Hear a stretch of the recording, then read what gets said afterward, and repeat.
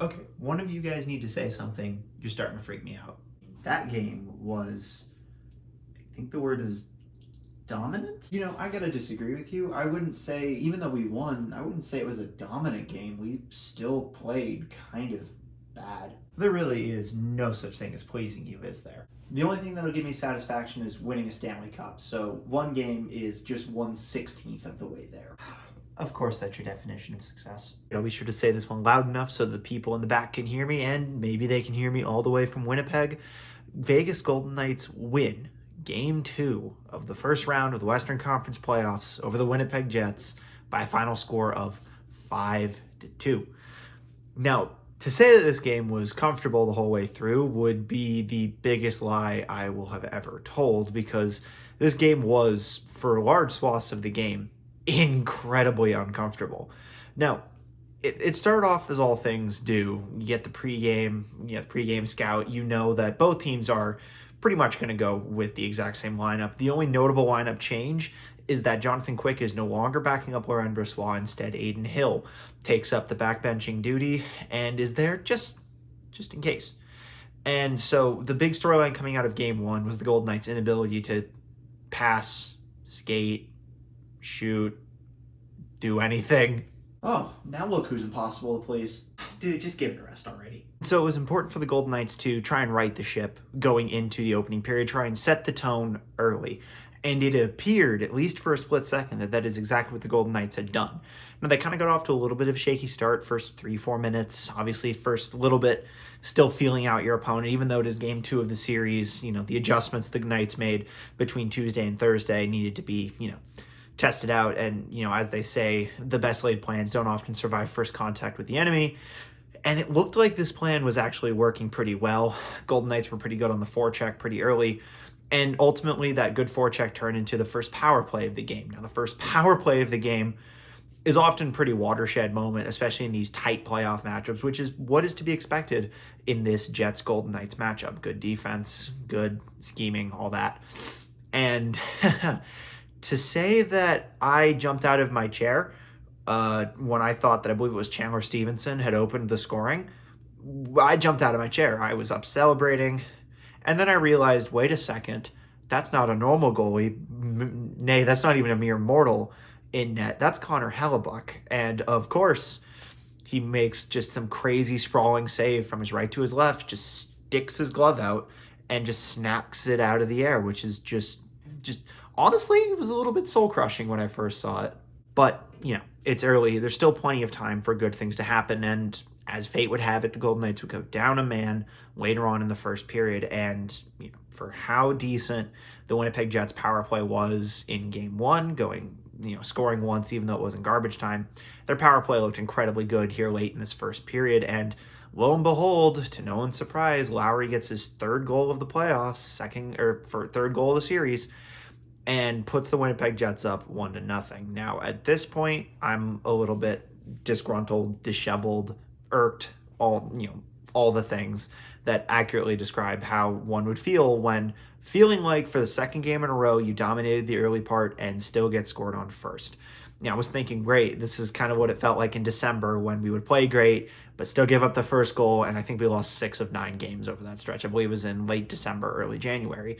And so I've got all that going through my head, and I'm just like, oh, great, here we go again. And the Golden Knights would continue to have a rather anemic offense through the first period up into the first intermission. It is a miracle that the Golden Knights got into the first intermission only down 1, took so many penalties in that first period. And even with that 4-on-3 kill, which the Golden Knights have been historically not very good at, especially this season, giving up so many goals on 4-on-3 kills, that I was like, okay, if we can just find a way to scrap to this intermission, things might possibly work themselves out. If anything, just get to the safe refuse of the locker room and try and adjust, because clearly the adjustments they made in the off day were not working, because Winnipeg was rolling. I believe the shots were 17-8 in favor of the Jets going into the first intermission. Now, I do wonder what was said in the locker room during that first intermission. I have some theories, but I think I know how it might have gone. Hi, I'm Mark Stone, captain of your Vegas Golden Knights. Alright guys, I got surgery on my back twice in 10 months. just to come back and play in this series. We got booed off the ice after game 1. We got booed off the ice after this first period. Do you really think that's a good idea? No, Mark, nobody thinks it's a good idea. We're not playing good. Then how about we get ourselves together, go out there, and actually play some forechecking offense? Of course, forechecking is in place of a word that I can't use on this platform. We all know hockey players. They're not exactly the cleanest of spoken. So for whatever reason, whether it be the motivational words of the captain or just a combined sense of, okay, we're sick and tired of getting booed off the ice every intermission, the Golden Knights came out to start the second period, and there was obviously a little bit more jump. They came into the period with like 8 total shots. I believe they wound up leaving the period with just south of 30 total shots.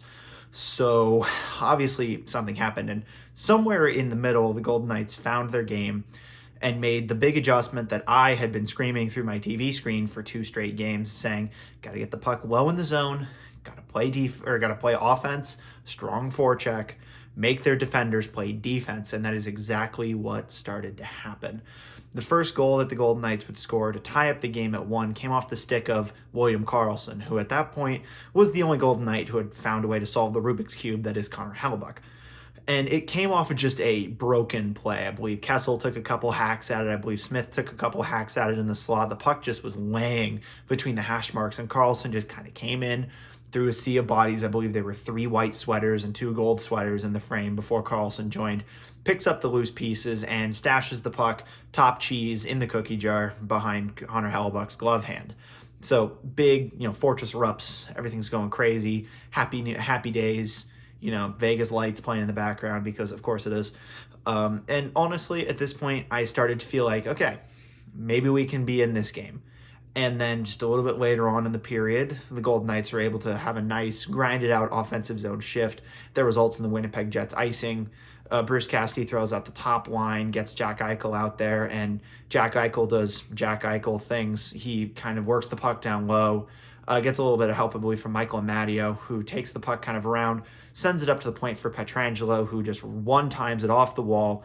And, that puck was definitely going at least 2 or 3 feet wide. And then, of course, Eichel, being Jack Eichel, stretches out the stick, taps it down, skips the puck off the ice, and puts it underneath the armpit of Hellebuck's blocker side to put the Golden Knights up 2-1. This being the Golden Knights' first lead of the entire series. Yay. However, any hockey fan of any credit would say that they knew exactly what was going to happen next, and that's exactly what happened. The Winnipeg Jets knew that they had to find a way to tie up the game before the intermission came in, and so they were going to be pressing really, really hard. And for the most part, the Golden Knights were doing a really, really excellent job of controlling the rush, playing smart hockey, playing the kind of hockey that we'd seen them play through 82 games of the regular season and 8 preseason games. And we're going to not talk about game 1 because I'm not sure what the heck that was. And ultimately, it looked like they might get to the intermission up a goal.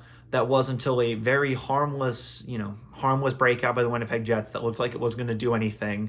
The Golden Knights had a good defensive structure as they crossed the red line. Well, I say as they crossed the red line, Winnipeg skated over the red line. Brayden McNabb kind of across the red line. So that didn't go very well. What was a very broken 3-on-2 became a very dangerous 3-on-1.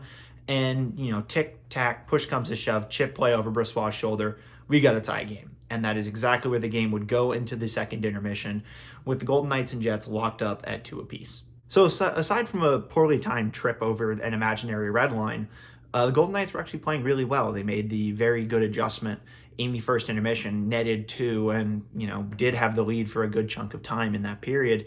So obviously there's something going well. Now it's up to the Winnipeg Jets to make the adjustment, and they're going to make an adjustment. And so it's really just the Knights need to come out, weather the storm, get the third period started the right way. Lo and behold, the Golden Knights keep piling on the pressure to open up the period, and about 5 minutes in, things start going in the right direction as Chandler Stevenson wins faceoff cleanly in the offensive zone, wins the puck back to Mark Stone. Mark Stone is looking like himself again, and that will be a theme that continues for the remainder of the third period. Kind of takes the puck, picks his head up, sees Pietrangelo coming in from the left point, basically by himself, feeds a pass over to him, hits Pietrangelo perfectly in stride. Pietrangelo fires it on net. Hellebuck makes the initial save, but then Chandler Stevenson comes flying into the frame and taps home the loose puck into essentially a yawning cage to put the Golden Knights back in the lead 3-2. And so at this point, I'm, just flying around the room because, it was a little bit of a bummer having the game be tied, but then to take the lead again so quickly at the start of the third period was an incredible feeling as a fan, because that was the moment where I started to believe. And it was also the moment where I realized, dang, Mark Stone's back and he means business. And so to say that I thought he would do what he wound up doing later in the game would be wrong. But I'm not going to complain about what Mark wound up doing later on in the game, as I guess that assist must have, to steal a line that the kids are saying, he must have, woke that dog in him or something, because he was going. He'd been going from the puck drop at the start of the game, but now that he's got that point under his belt, he is going. And that point was perfectly encapsulated by the next major moment of the game, which would be the fourth goal for the Vegas Golden Knights, which was, again, this top line, sorry. I mean, I say top line because I'm so used to Stone being on the top line. It's technically the third line in this postseason rush, with now in the third period, Brett Howden instead of Michael Amadio on the line with Stevenson and Stone. A play kind of gets broken off in the defensive zone where Laurent Brossoit had to really fight off of a kind of twisty shot from the top of the zone, kind of hitting him right about here on the number plate of his right arm. So it was earmarked for the top right goal. But he winds up kicking it off into the corner. Howden picks it up and starts flying up ice the other direction. And obviously Stevenson, being a little bit behind the play and also being, one of the fastest players in the NHL, catches up to the play quickly and is able to receive a pass. At this point, Stone is also entering the frame, and the two Winnipeg defenders get so focused on Stevenson and Howden that they forget that Stone is just going to split right up the middle of the ice. Stevenson delays, sees Stone at the back post, feeds a perfect pass to him, and he taps it into a wide open net. And to say that the celebration on the crowd was incredible, the celebration of Stone alone was amazing. You see, I get excited, but I can't even mimic how excited Stone was. There's a reason Expressive Mark Stone on Twitter exists, and they're going to have a field day with this game because that goal was incredible. It's his first goal since January 12th when he got injured. And so he came back. He had an incredible third period. He got that goal, which wound up being, what was an incredible, important insurance marker, was also a bit of a moment in the game where the Jets started to press. And so for a few more minutes, the Jets tried to keep pressing, and the Golden Knights kept playing really good prevent defense. And then with about 3-ish minutes to go, 2.5 minutes to go, the commentary starts shifting towards, okay, when are the Jets going to pull Hellebuck? And it's essentially a 1-on-3 in the Jets defensive zone. Jets have the puck, and the only player in the universe is William Karlsson, and somehow he is able to pick the pocket of not one, but two Jets defenders and find Mark Stone flying in from center ice in the high slot. Hits him with the perfect pass, and Stone is there. It's a rather low percentage shot, but I guess he got a little bit of an assist. Not from William Karlsson, who did get the primary assist, but rather from a former teammate in the form of Nate Schmidt. Now, I bet you're wondering, wait a second, you said former. Yes, Nate Schmidt is currently a member of the Winnipeg Jets, and the reason that the final of this game was 5-2 and not 4-2, and why Mark Stone has 2 goals this series instead of 1, is because Schmidt tried to block the shot. The problem is, instead of blocking it, he wound up deflecting it directly into the top corner of the net past Hellebuck, thus essentially putting the final nail in the coffin of this game, and in many ways tying up the series at 1 by himself. So the clock's ticking down. The game somehow doesn't get out of hand. I was expecting there to just be a massive melee at the end of the game, but there wasn't. Everybody skated to their locker rooms respectively, and of course, Mark Stone is called the first star of the game with his 2 goals and the fact that he's, the captain. And, on the ice, he gets recognized by the fans. In the locker room, he gets the Elvis wig, and it's really, really exciting. One of the more underrated storylines in this game, obviously, with the big headline being, Mark Stone scores twice, Golden Knights tie the series, was the play of Laurent Brossoit. Like, he kind of got hung out to dry in game one. I know he gave up 4 goals in the 5-1 loss, but he made some absolutely 10-bell saves, similar to his opponent on the other side, Connor Hellebuyck. They both had to play incredibly well to keep the game what it was. Hellebuyck made the incredible save in the first period on like the first real chance of the game, and Brossoit just managed to shrug off of a pretty much blind shot that directly or indirectly in some ways led to the Golden Knights' insurance marker in Stone's first goal to make the game 4-2. So both goaltenders played incredibly well, but Laurent Brossoit played just a little bit better than you would expect of him.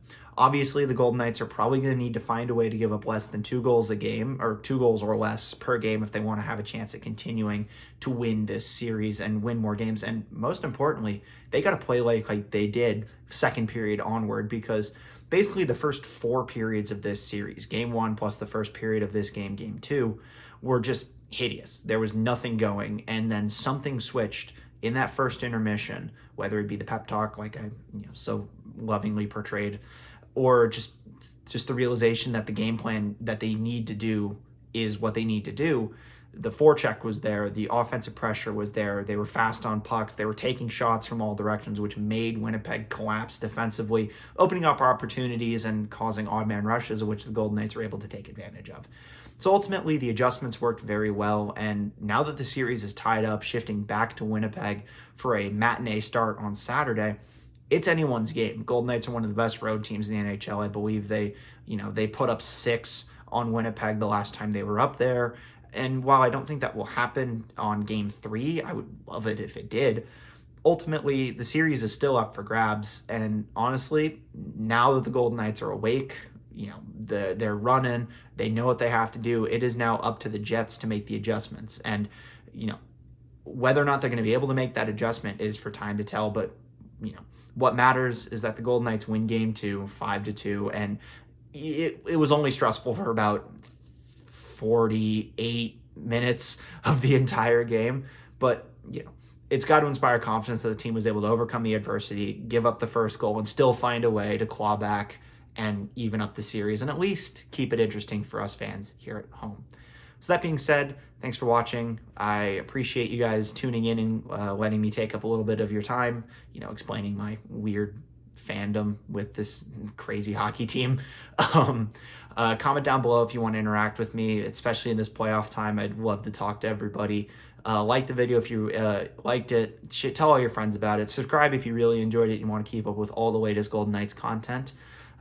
Thank you for watching, and I'll catch you guys in the next one.